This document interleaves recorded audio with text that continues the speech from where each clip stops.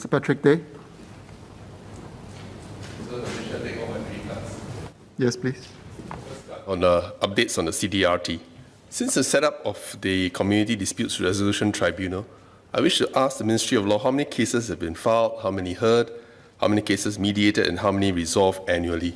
Also, what actions, if any, has the courts or complainants take when offending parties after the tribunal order still continue to perpetrate and breach the order.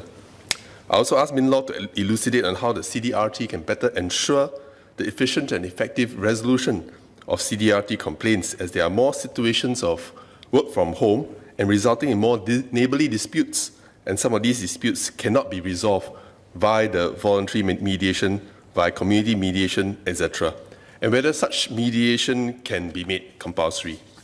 Second cut on updates on the POHA.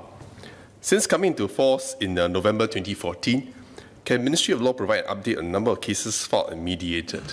Among all the POHA cases filed, what is the breakdown of types of those involving community or neighbours? How many are online harassment? How many are sexual harassment? And how many are workplace harassment?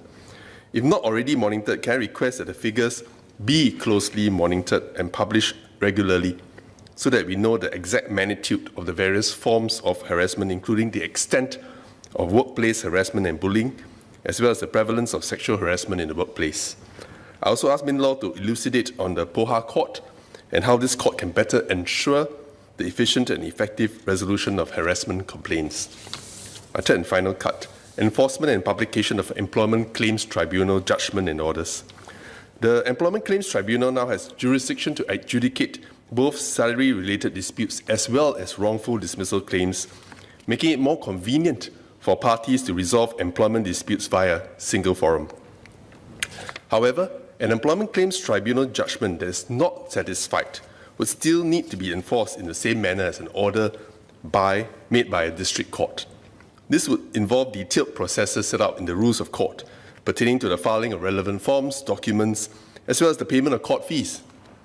A worker who has successfully obtained a judgment may thus still be subject to a protracted enforcement process. Workers' lack of knowledge of the workings of our court system exacerbates this problem. There is thus a need to simplify and expedite the enforcement mechanism to facilitate workers' recovery of monies. One suggestion in the context of an insolvent company is that the Ministry of Manpower can advance money to pay part of the workers' unpaid wages and then stand in the place of the worker as a preferred creditor to recover the advanced monies upon distribution of the insolvent company's assets. With the Employment Claims Tribunals having jurisdiction to adjudicate both salary-related disputes as well as wrongful dismissal claims, it now hears more cases. Having a deeper understanding of the rulings of the Employment Claims Tribunal would benefit not just practitioners and lawyers, but claimants and respondents too, when they have to present their respective cases. Past decisions of the Employment Claims Tribunal would be extremely useful as a source of reference and precedents, and should thus be made available. For a start, I would like to suggest that the more landmark and instructive judgments can be selectively published for the benefit of all. Thank you.